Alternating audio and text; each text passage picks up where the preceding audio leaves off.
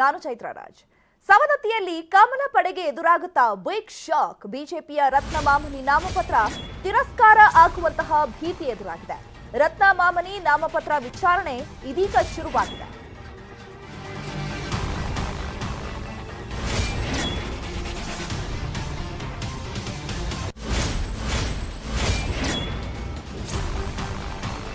ಕಾನೂನು ಬಾಹಿರವಾಗಿ nomination file ಮಾಡಿದ್ದಾರೆ. ಕಾಂಗ್ರೆಸ್ ಆಮ್ ಆದ್ಮಿ ಅಭ್ಯರ್ಥಿಗಳಿಂದ ಆಕ್ಷೇಪಣೆ ಸಲ್ಲಿಕೆಯನ್ನ ಮಾಡಲಾಗಿದೆ.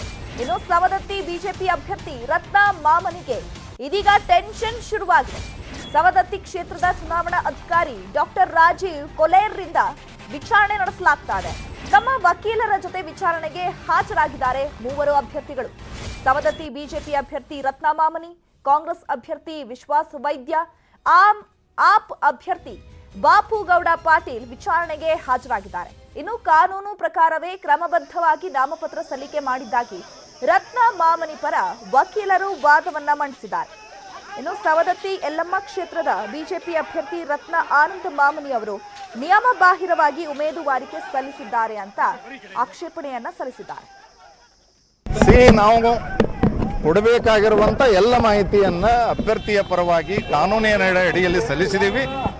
ನಮ್ಮ ಅಭ್ಯರ್ಥಿ ಒಬ್ಬಳು ಮುಗ್ಧ ಹೆಣ್ಣುಮಗಳು, ಅದರ ಒಂದು ದುರುಪಯೋಗವನ್ನು ಮಾಡಿಕೊಂಡು ಚುನಾವಣೆಗೆ ಹೋಗೋಕ್ಕಿಂತ ಮುಂಚೆನೆ ಅವರ ನಾಮಪತ್ರ ತಿರಸ್ಕಾರ ಮಾಡೋ ರೀತಿಯಲ್ಲಿ ಕಾಂಗ್ರೆಸ್ದವರು ವರ್ತನೆಯನ್ನು ಮಾಡ್ತಾ ಇದ್ದಾರೆ. ಅದು ತಪ್ಪು ಸರ್. ಯಾವುದೇ ಗೊಂದಲ ಇಲ್ಲ. ಚುನಾವಣಾ ಅಧಿಕಾರಿಗಳು ಯಾವುದೇ ಮಿಸ್ಟೇಕ್ ಇದೆ ಅನ್ನುವಂಥದ್ದನ್ನು ಹೇಳಿಲ್ಲ.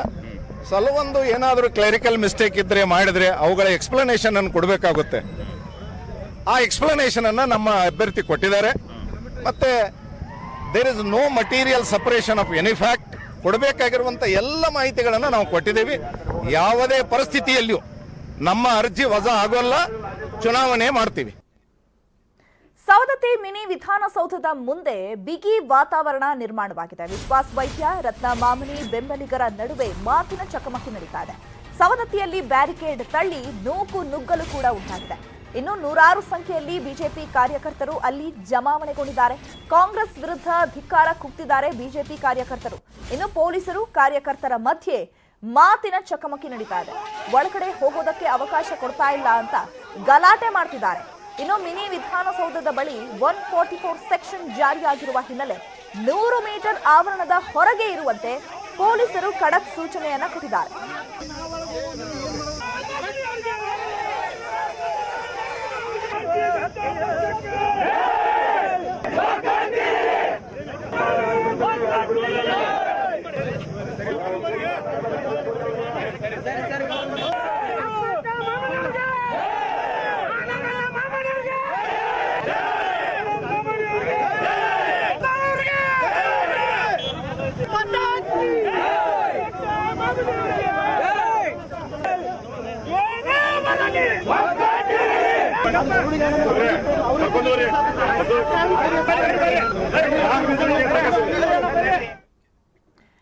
ಮತ್ತೊಂದು ಕಡೆ ಬಾಂಬ್ ಸಿಡಿಸಿದ್ದಾರೆ ಡಿಕೆ ಶಿವಕುಮಾರ್. ಸವದತ್ತಿ ಬಿಜೆಪಿ ಅಭ್ಯರ್ಥಿ ಅಫಿಡೆವಿಟ್ ತಪ್ಪಾಗಿದೆ, ಮತ್ತೆ ಹೊಸದಾಗಿ ಅಫಿಡೆವಿಟ್ ಸಲ್ಲಿಕೆ ಮಾಡಿದ್ದಾರೆ ಅಂತ ಆರೋಪವನ್ನ ಮಾಡಿದ್ದಾರೆ. ಸಿಂಧುಗೊಳಿಸಲು ಸಿಎಂ ಕಚೇರಿಯಿಂದ ಒತ್ತಡವನ್ನ ಹೇರಲಾಗ್ತಾ ಇದೆ. ಈ ಬಗ್ಗೆ ಚುನಾವಣಾ ಆಯೋಗ ಪರಿಶೀಲಿಸಬೇಕು. ಹೀಗಂತ ಬೆಂಗಳೂರಿನಲ್ಲಿ ಕೆಪಿಸಿಸಿ ಅಧ್ಯಕ್ಷ ಡಿಕೆಶಿ ಹೇಳಿಕೆಯನ್ನ ಕೊಟ್ಟಿದ್ದಾರೆ. ಡಿಕೆ ಶಿವಕುಮಾರ್ ಈಗ ಮತ್ತೊಂದು ಬಾಂಬ್ ಅನ್ನ ಸಿಡಿಸಿರುವಂತದ್ದು. ಸವದತ್ತಿ ಬಿಜೆಪಿ ಅಭ್ಯರ್ಥಿ ಅಫಿಡೆವಿಟ್ ತಪ್ಪಾಗಿ ಸಲ್ಲಿಕೆ ಮಾಡಿದ್ದಾರೆ, ಮತ್ತೆ ಹೊಸದಾಗಿ ಅಫಿಡೆವಿಟ್ ಸಲ್ಲಿಕೆ ಮಾಡಿದ್ದಾರೆ ಅಂತ ಆರೋಪವನ್ನ ಮಾಡಿದ್ದಾರೆ.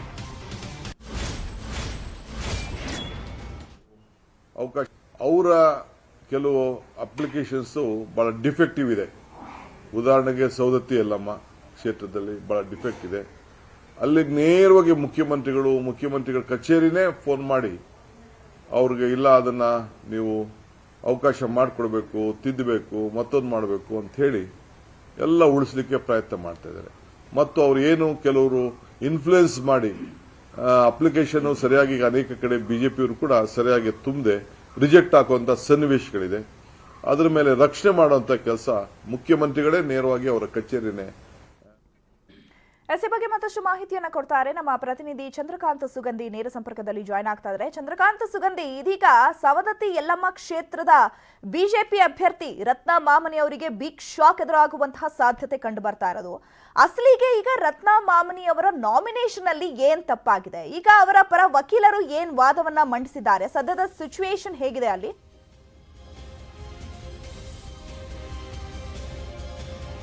ಚೈತ್ರ, ಈಗ ಬೆಳಗಾವಿಯ ಜಿಲ್ಲೆಯ ಸವದತ್ತಿ ಪಟ್ಟಣದಲ್ಲಿರ್ತಕ್ಕಂಥ ಮಿನಿ ವಿಧಾನಸೌಧದಲ್ಲಿ ವಿಚಾರಣೆ ಆರಂಭವಾಗಿರ್ತಕ್ಕಂಥದ್ದು. ಪ್ರಮುಖವಾಗಿ ಏನು ಅಂತಂದರೆ ರತ್ನಾ ಮಾಮನಿ 2 ಬಾರಿ ನಾಮಪತ್ರವನ್ನು ಸಲ್ಲಿಸಿದ್ರು, ಏಪ್ರಿಲ್ 17 ಮತ್ತು 20ರಂದು. ಅದು 2 ಬಾರಿಯೂ ಕೂಡ ಅಫಿಡೇವಿಟ್ನಲ್ಲಿ ತಪ್ಪಾಗಿರ್ತಕ್ಕಂಥದ್ದು. ಪರಿಷ್ಕೃತ ಫಾರ್ಮ್ ನಂಬರ್ 26 ಸಲ್ಲಿಸಬೇಕಿತ್ತು. ಆದರೆ ಅವರು ಅವಧಿ ಮುಗಿದ ಬಳಿಕ ಏನು ಚುನಾವಣಾ ನಾಮಪತ್ರ ಸಲ್ಲಿಕೆ ಅವಧಿ ಇತ್ತು ಏಪ್ರಿಲ್ 20, 20ರ ಸಂಜೆ 7:38ಕ್ಕೆ ಬಾಂಡನ್ನು ಖರೀದಿ ಮಾಡಿ ಅಫಿಡೇವಿಟನ್ನು ಸಲ್ಲಿಸಿದ್ದಾರೆ. ಇದು ಬಿಜೆಪಿ, ಇದು ಕಾಂಗ್ರೆಸ್ ಮತ್ತು ಆ ಪಕ್ಷದ ನಾಯಕರ ಕೆಂಗಣಿಗೆ ಗುರಿಯಾಗಿರ್ತಕ್ಕಂಥದ್ದು. ಇಬ್ಬರು ಕೂಡ ಈಗ ಆಕ್ಷೇಪಣೆಯನ್ನು ಸಲ್ಲಿಸಿದ್ದಾರೆ. ಈಗ 3 ಜನರ ವಿಚಾರಣೆ, ಪ್ರಮುಖವಾಗಿ ಏನು ಕಾಂಗ್ರೆಸ್, ಆಮ್ ಆದ್ಮಿ ಮತ್ತು ಬಿಜೆಪಿ 3 ಜನ ಅಭ್ಯರ್ಥಿಗಳು ಮತ್ತು ಅವರ ಪರವಾಗಿ ಇರ್ತಕ್ಕಂಥ ವಕೀಲರ ವಿಚಾರಣೆ ಈಗ ಇನ್ನು ನಡೆಸ್ತಾ ಇದ್ದಾರೆ. ಈಗ ಚುನಾವಣಾಧಿಕಾರಿಗಳು ಕೆಲವೇ ಹೊತ್ತಿನಲ್ಲಿ ರತ್ನಾ ಆನಂದ್ ಮಾಮನಿಯವರ ನಾಮಪತ್ರ ತಿರಸ್ಕಾರನ ಅಥವಾ ಪುರಸ್ಕಾರನ ಬಗ್ಗೆ ಸ್ಪಷ್ಟವಾಗಿ ಒಂದು ಗೊತ್ತಾಗಲಿದೆ. ಈ ಹಿನ್ನೆಲೆಯಲ್ಲಿ ಈಗ ಅಭಿಮಾನಿಗಳು ಮಿನಿ ವಿಧಾನಸೌಧದ ಅಭಿಮಾನಿಗಳು 2 ಕಡೆ ಕೂಡ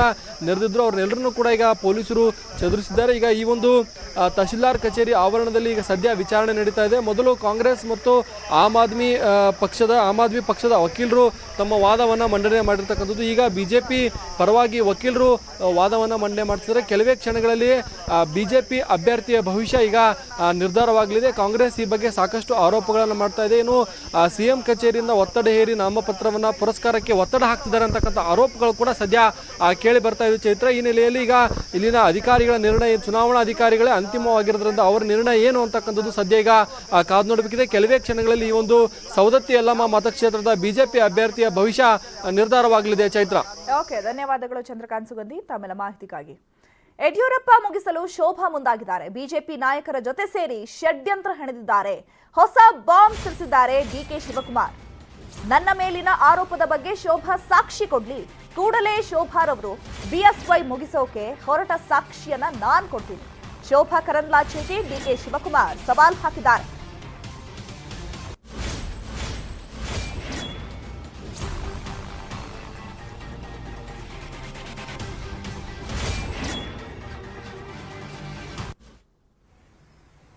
ಇವರು ಸೇರ್ಕೊಂಡು, ಶೋಭಕನು ಸೇರಿಸ್ಕೊಂಡು ಯಡಿಯೂರಪ್ಪನವ್ರನ್ನ ಮುಗಿಸ್ಲಿಕ್ಕೆ ಏನು ಸಂಚು ಮಾಡ್ತಾ ಇದ್ದಾರೆ ಅಂತೇಳಿ ಎಲ್ಲರಿಗೂ ಕೂಡ ಜನ ಜಾಯಿತರಾಗಿದ್ದಂಥ ವಿಚಾರ. ಯಾರನ್ನ ಮುಗಿಸ್ಲಿಕ್ಕೆ ಪ್ರಯತ್ನ ಮಾಡೋದು ಅಂತ ಜಗದೀಶ್ ಶೆಟ್ಟರ್ ಅವರು ಹೇಳಿದ್ದಾರೆ, ಸೌದಿ ಅವರು ಸಾಕ್ಷಿ ಕೊಟ್ಟಿದ್ದಾರೆ, ಇನ್ನು ಅನೇಕ ನಾಯಕರುಗಳು ಸಾಕ್ಷಿಯನ್ನ ಕೊಡ್ತಾ ಇದ್ದಾರೆ. ಸದ್ಯ ನಿಮ್ಮ ತಟ್ಟೆಯಲ್ಲಿ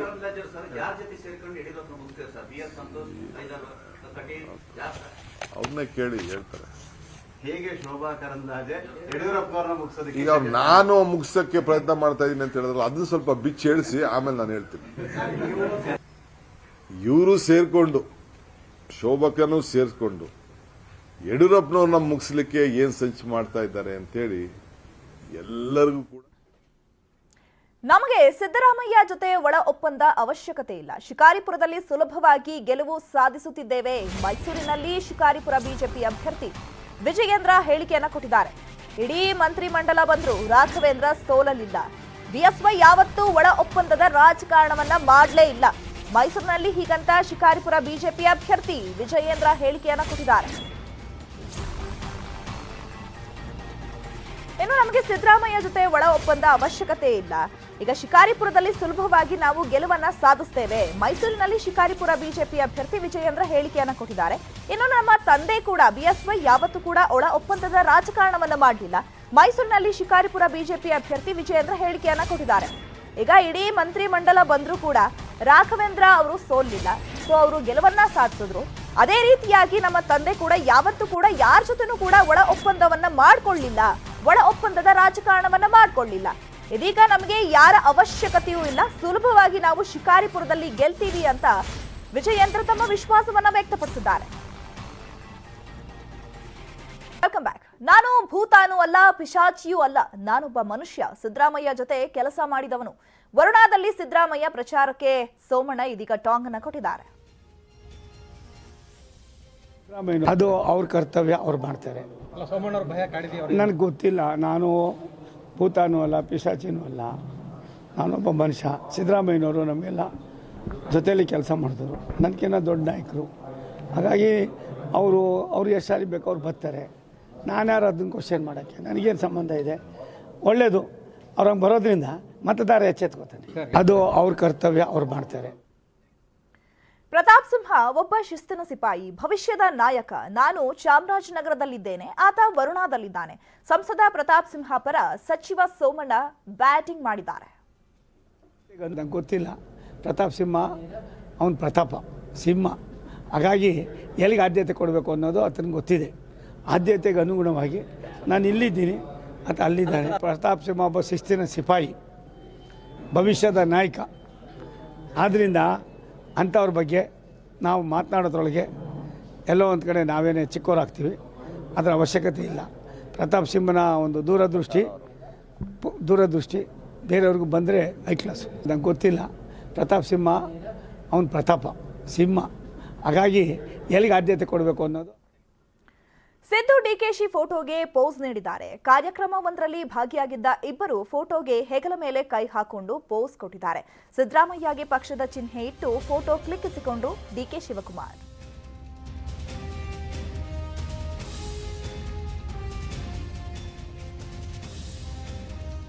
ಈಗ ಆ ಫೋಟೋವನ್ನು ನೋಡಬಹುದು. ಇಬ್ರು ಕೂಡ ಹೆಗಲ ಮೇಲೆ ಕೈ ಹಾಕೊಂಡು ಫೋಟೋವನ್ನ ಕ್ಲಿಕ್ಕಿಸಿಕೊಂಡಿದ್ದಾರೆ. ಏನೇ ಇರಲಿ, ನಾವಿಬ್ರು ಒಂದೇ ಅನ್ನುವಂತ ಸಂದೇಶವನ್ನ ಸಾರಿದ್ದಾರೆ ಈ ಫೋಟೋ ಮೂಲಕ. ಬನ್ನಿ ಬಾಸ್, ಫೋಟೋ ತೆಗೆಸ್ಕೊಳ್ಳೋಣ, ನಾವೇ ಬರೋದು, ನಮ್ಮ ಸರ್ಕಾರನೇ ಬರೋದು ಅನ್ನುವಂತಹ ನಿಟ್ಟಿನಲ್ಲಿ ಈಗ ಇಬ್ರು ಕೂಡ ಹೆಗಲ ಮೇಲೆ ಕೈ ಹಾಕೊಂಡು ಫೋಟೋವನ್ನ ಕ್ಲಿಕ್ಕಿಸಿಕೊಂಡಿದ್ದಾರೆ. ಇನ್ನು ಡಿಕೆಶಿ ಫೋಟೋಗೆ ಪೋಸ್ ನೀಡಿದ್ದಾರೆ. ಕಾರ್ಯಕ್ರಮವೊಂದರಲ್ಲಿ ಭಾಗಿಯಾಗಿದ್ದಂತಹ ಸಂದರ್ಭದಲ್ಲಿ ಇಬ್ರು ಕೂಡ ಈ ಫೋಟೋವನ್ನ ತೆಗೆಸ್ಕೊಂಡಿದ್ದಾರೆ, ಹೆಗಲ ಮೇಲೆ ಕೈ ಹಾಕೊಂಡು. ಇನ್ನು ಸಿದ್ದರಾಮಯ್ಯಗೆ ಪಕ್ಷದ ಚಿಹ್ನೆಯನ್ನ ಇಟ್ಟು ಫೋಟೋವನ್ನ ಕ್ಲಿಕ್ಕಿಸಿಕೊಂಡ್ರು ಡಿಕೆ ಶಿವಕುಮಾರ್.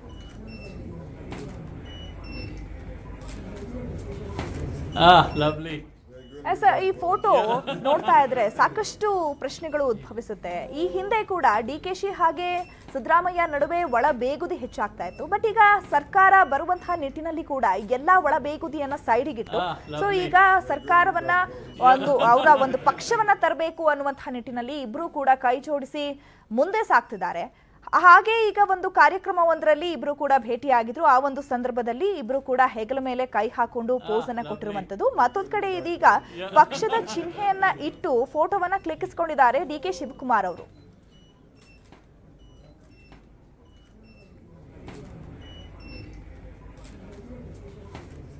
Lovely. Yeah.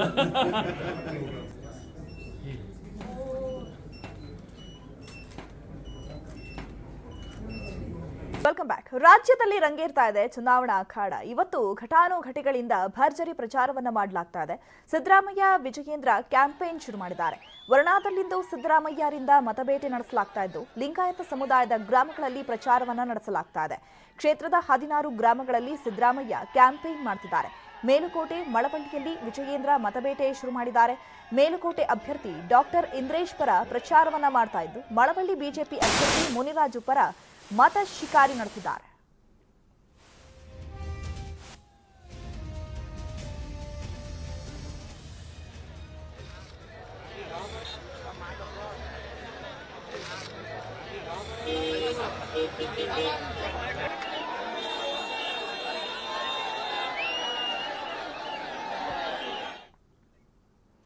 ಕರ್ನಾಟಕದಲ್ಲಿ ಚುನಾವಣಾ ಕಣ ರಂಗೇರಿದೆ. ಈ ಹೊತ್ತಲ್ಲಿ ಕರ್ನಾಟಕದ ಹಿಂದಿನ ರಾಜಕೀಯದ ಇತಿಹಾಸ ಹೇಗಿತ್ತು, ಏನೆಲ್ಲ ಆಗಿತ್ತು, ಹೀಗೆ ರಾಜಕೀಯ ರಂಗದ ಸಾಕಷ್ಟು ವಿಚಾರಗಳನ್ನ ನಿಮ್ಮ ಮುಂದಿಡ್ತೀವಿ. ಪೊಲಿಟಿಕಲ್ ಗುರು ವಿಶೇಷ ಕಾರ್ಯಕ್ರಮದಲ್ಲಿ ನೆಟ್ವರ್ಕ್ 18 ಸೌತ್ನ ಎಡಿಟೋರಿಯಲ್ ಅಡ್ವೈಸರ್ ಡಿಪಿ ಸತೀಶ್ ಮಾಹಿತಿ ನೀಡಿದ್ದಾರೆ. ಬನ್ನಿ ನೋಡೋಣ.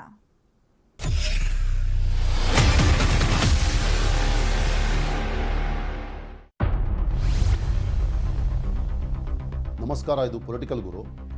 1994ರಿಂದ 99ರ ನಡುವೆ 2 ದೊಡ್ಡ ಸಂಗತಿಗಳು ರಾಜ್ಯ ರಾಜಕೀಯದಲ್ಲಿ ಘಟಿಸಿದವು. ಒಂದು, ಸಿದ್ದರಾಮಯ್ಯನವರು ರಾಜ್ಯದ ದೊಡ್ಡ ರಾಜಕೀಯ ನಾಯಕರಾಗಿ ಹೊರಹೊಮ್ಮಿದ್ರು. 83ನೇ ಇಸ್ವಿಯಲ್ಲಿ ಮೊದಲ ಸಲ ವಿಧಾನಸಭೆಗೆ ಆಯ್ಕೆಯಾಗಿದ್ದ ಸಿದ್ದರಾಮಯ್ಯನವರು ಆವಾಗ ಲೋಕದಳದಿಂದ ಆಯ್ಕೆಯಾಗಿದ್ದರು. ಆಮೇಲೆ ಅವರು ಜನತಾ ಪಕ್ಷವನ್ನು ಸೇರಿದರು. ಅವರು ರಾಮಕೃಷ್ಣ ಹೆಗಡೆ ಅವರ ಸರ್ಕಾರದಲ್ಲಿ ಕಿರಿಯ ಸಚಿವರಾಗಿದ್ದರು. ಆಮೇಲೆ 1994ರಲ್ಲಿ ಗೆದ್ದು ಬಂದಾಗ ದೇವೇಗೌಡರ ಸರ್ಕಾರದಲ್ಲಿ ಅವರಿಗೆ ಭಾರೀ ಮಹತ್ವದ ಹಣಕಾಸು ಖಾತೆ ಸಿಕ್ತು. ಹಿಂದುಳಿದ ವರ್ಗಗಳನ್ನು ತಮ್ಮ ಜೊತೆ ಸೇರಿಸ್ಕೊಂಡು ಹೋಗಬೇಕು, ರಾಜಕೀಯವಾಗಿ ಲಾಭ ಇದೆ ಅಂತ ದೇವೇಗೌಡರು ಲೆಕ್ಕಾಚಾರವನ್ನು ಹಾಕಿದರು. ಹಾಗೂ ಹಿಂದುಳಿದ ವರ್ಗದವರನ್ನ ಲಿಂಗಾಯತ ವಿರುದ್ಧ ಎತ್ಕಟ್ಟಬೇಕು, ಅದರಿಂದ ತನಗೆ ರಾಜಕೀಯವಾಗಿ ಇನ್ನಷ್ಟು ಲಾಭ ಆಗುತ್ತೆ. ರಾಮಕೃಷ್ಣ ಹೆಗಡೆ ಬಣ, ಬೊಮ್ಮಾಯಿ, ಜೆ.ಎಚ್. ಪಟೇಲ್ ಅವರನ್ನು ದೂರ ಇಡಲಿಕ್ಕೆ ಸಿದ್ದರಾಮಯ್ಯ ಸರಿಯಾದ ವ್ಯಕ್ತಿ ಅಂತ ದೇವೇಗೌಡರು ಶೋಧ ಮಾಡಿ ಸಿದ್ದರಾಮಯ್ಯನವ್ರನ್ನ ಎತ್ಕಟ್ಟಿ ರಾಜಕೀಯವಾಗಿ ಅವರನ್ನು ಭಾಳ ಪ್ರಮೋಟ್ ಮಾಡಿ ಹಣಕಾಸು ಮಂತ್ರಿಯನ್ನು ಮಾಡಿಕೊಂಡಿದ್ದರು. ಅದೇ ಸಿದ್ದರಾಮಯ್ಯನವ್ರನ್ನ ಮುಂದಿಟ್ಕೊಂಡು ಅವರು ಜನತಾದಳವನ್ನು ಒಡೆದರು. ಸಿದ್ದರಾಮಯ್ಯನವರು ದೇವೇಗೌಡರ ಜೊತೆ ಹೋದರು. ಈ ಸಂದರ್ಭದಲ್ಲಿ ಸಿದ್ದರಾಮಯ್ಯನವರು ಆ ಕಡೆ ಹೋದವರು 99 ಚುನಾವಣೆ ಸೋತರು. ಆದರೆ 2004 ಚುನಾವಣೆಯಲ್ಲಿ ಸಿದ್ದರಾಮಯ್ಯನವರು ಮತ್ತೆ ಜಾತ್ಯತೀತ ಜನತಾದಳ JDS ಇಂದ ಗೆದ್ದು ಬಂದರು, ರಾಜ್ಯದ ಉಪಮುಖ್ಯಮಂತ್ರಿ ಆದರು. ಆಮೇಲೆ ದೇವೇಗೌಡರ ಜೊತೆ ಜಗಳ ಮಾಡಿಕೊಂಡಾಗ ಅವರನ್ನು ಪಕ್ಷದಿಂದನೇ ವಜಾ ಮಾಡಿದ್ರು. ಸಿದ್ದರಾಮಯ್ಯನವರು ಕಾಂಗ್ರೆಸ್ ಹೋದರು. ಆಮೇಲೆ ಕಾಂಗ್ರೆಸ್ ಪಕ್ಷದ ನಾಯಕರಾಗಿ ಅವರು ಮುಖ್ಯಮಂತ್ರಿ ಆದರು. ಅದು ಎಲ್ಲರಿಗೂ ಗೊತ್ತಿರೋ ವಿಷಯ. ಆದರೆ ಸಿದ್ದರಾಮಯ್ಯ ದೊಡ್ಡ ನಾಯಕ ಆಗಿ ಹೊರಹೊಮ್ಮಿದ್ದು 94-99 ಸಂದರ್ಭದಲ್ಲಿ.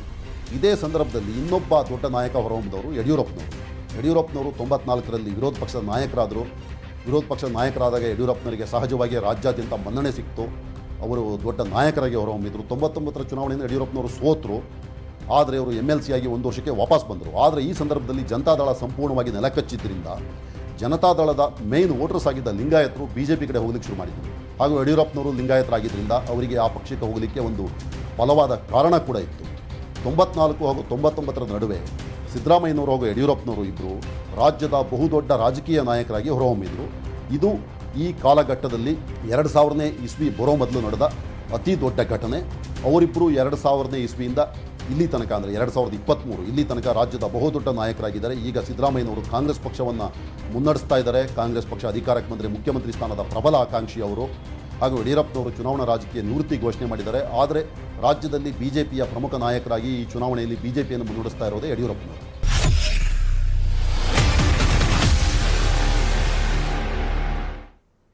ಇನ್ಫ್ರಾ ಮಾರ್ಕೆಟ್ ಅರ್ಪಿಸುವ ವೆದರ್ ರಿಪೋರ್ಟ್ ನೋಡೋಣ.